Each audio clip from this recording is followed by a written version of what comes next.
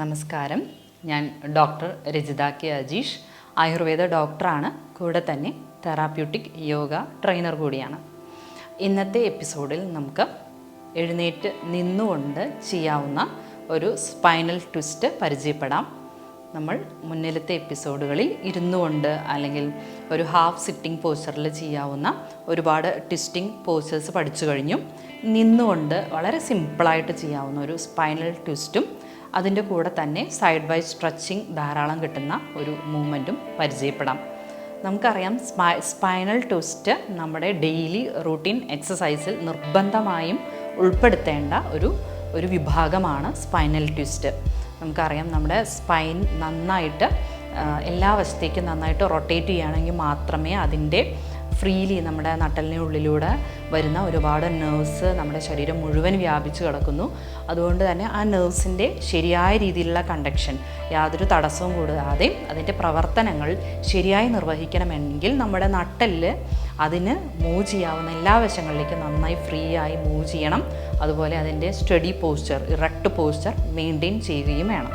അപ്പോൾ ആ രീതിയിൽ നമ്മുടെ ശരീരത്തെ അല്ലെങ്കിൽ നട്ടെല്ലിനെ അതിൻ്റെ യഥാർത്ഥ പൊസിഷനിലേക്ക് വരുവാനും അതിൻ്റെ എല്ലാ തരത്തിലുള്ള എല്ലാ സൈഡിലേക്കും മൂവ്മെൻറ്റിലേക്കും കൊണ്ടുവരാൻ കഴിയുന്ന ഒരു മൂവ്മെൻറ്റാണ് സ്പൈനൽ ട്വിസ്റ്റ്. അതുകൊണ്ട് ഇന്നത്തെ എപ്പിസോഡിൽ നമുക്ക് സ്പൈനൽ ട്വിസ്റ്റ് നിന്നുകൊണ്ട് വളരെ സിമ്പിളായി എങ്ങനെ ചെയ്യാമെന്ന് നോക്കാം. അതുപോലെ തന്നെ സൈഡ് ബൈ സ്ട്രെച്ചിങ് നമ്മുടെ ശരീരത്തിൽ സൈഡിൽ അടിഞ്ഞുകൂടിയിരിക്കുന്ന കൊഴുപ്പ് നന്നായി കുറയുന്നതിനും മാത്രമല്ല നമുക്ക് ഓവറോൾ നമ്മുടെ ശരീരത്തിനൊരു ഫ്ലെക്സിബിലിറ്റി വരുന്നതിനും, അതുകൊണ്ട് തന്നെ നമുക്ക് ഇത് ചെയ്ത് പ്രാക്ടീസ് ചെയ്തവർക്ക് നമുക്ക് ഒരുപാട് അഡ്വാൻസ്ഡ് ആസനാസ് വളരെ സുഖമായിട്ട് പ്രാക്ടീസ് ചെയ്യാനും സാധിക്കും.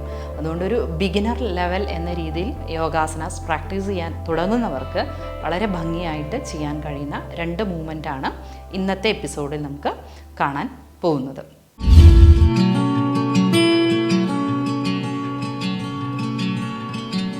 സ്പൈനൽ ട്വിസ്റ്റ് ചെയ്യുന്നതിന് വേണ്ടി കാലുകൾ തമ്മിൽ 1 feet അകലം പാലിക്കാം. അതായത് കാലുകൾ ചെറുതായി അകത്തി വയ്ക്കാം. നട്ടെല്ല് നിവർന്ന് വരത്തക്ക രീതിയിൽ സ്ട്രെയിറ്റ് ആയിട്ട് നിൽക്കാം. ശ്വാസം ഉള്ളിലേക്ക് എടുത്തുകൊണ്ട് കൈകൾ ഷോൾഡർ ലെവൽ ഉയർത്താം. Inhale, both hand shoulder level. And exhale to your right side. നന്നായി ട്വിസ്റ്റ് ചെയ്ത് കൊടുക്കാം. Twist your body maximum. Normal breathing. Inhale, come back. And exhale to your left side. Maximum twist. You can twist the leg also. Then inhale, straight. Exhale to your right side. കാലുകളും നന്നായി twist ചെയ്ത് കൊടുക്കാം. Inhale, come straight. And exhale to your left side. കാലുകളും twist ചെയ്ത് കൊടുക്കാം. Normal breathing. Okay, then inhale.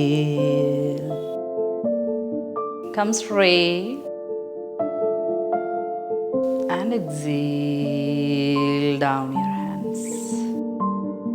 Okay, second movement ചെയ്യുന്നതിന് വേണ്ടി ശ്വാസം ഉള്ളിലേക്ക് എടുത്തുകൊണ്ട് റൈറ്റ് ഹാൻഡ് ഉയർത്താം. Ready? Inhale up your right hand maximum. And exhale നന്നായി ബെൻഡ് ചെയ്തുകൊണ്ട് എവിടെയാണോ ലെഫ്റ്റ് ലെഗ് ടച്ച് ചെയ്യാൻ കഴിയുന്നത് അവിടെ ടച്ച് ചെയ്യും. Then come back. Then relax your right hand. Repeat with the left side. Inhale your left hand up. And exhale. എവിടെയാണോ touch ചെയ്യാൻ കഴിയുന്നത് അവിടെ ടച്ച് ചെയ്ത് കൊടുക്കുക. Then come back. സാവധാനം നിവർന്നു വരാം. Relax your left hand. ഈ രീതിയിൽ സ്പൈനൽ ട്വിസ്റ്റ് റൈറ്റിലേക്കും ലെഫ്റ്റിലേക്കും കംപ്ലീറ്റ് ആവുന്നതോടെ ഒരു റൗണ്ട് കംപ്ലീറ്റ് ചെയ്യാം. ഈ രീതിയിൽ നമുക്ക് വളരെ സാവധാനം, സ്പീഡ് ഇതിൽ ഒരു ഫാക്ടറേ അല്ല. എത്ര സ്ലോ ആയിട്ട് നിങ്ങൾക്ക് ചെയ്യാൻ കഴിയുന്നോ, എത്ര നമുക്ക് ആ ഫൈനൽ പൊസിഷൻ മെയിൻറ്റെയിൻ ചെയ്യാൻ കഴിയുന്നോ, അതിലാണ് അതിൻ്റെ ഒരു ഇമ്പോർട്ടൻസ്, അല്ലെങ്കിൽ അതിനാണ് അതിൻ്റെ ഗുണം ഇരിക്കുന്നത്. ഈ രീതിയിൽ നമുക്കൊരു 5 ടൈംസ് ഒരു ദിവസം നമുക്ക് ചെയ്യാം. അതുപോലെ സൈഡ് വൈസ് സ്ട്രെച്ചിങ്ങും സ്പീഡ് കൂട്ടി എണ്ണം കൂട്ടി ചെയ്യുന്നതിനേക്കാളും നല്ലത് അതിൻ്റെ ഫൈനൽ പോസ്റ്ററിൽ നിങ്ങൾക്ക് എത്ര നേരം അതിനെ ഹോൾഡ് ചെയ്യാൻ കഴിയുന്നു എന്നതിലാണ്. ആ രീതിയിൽ നമുക്ക് 5 ടൈംസ് ഒരു ദിവസം ചെയ്യാം. അടുത്ത എപ്പിസോഡിൽ ഒരു പുതിയ യോഗാസനവുമായി പരിചയപ്പെടുന്നവരെ നന്ദി, നമസ്കാരം.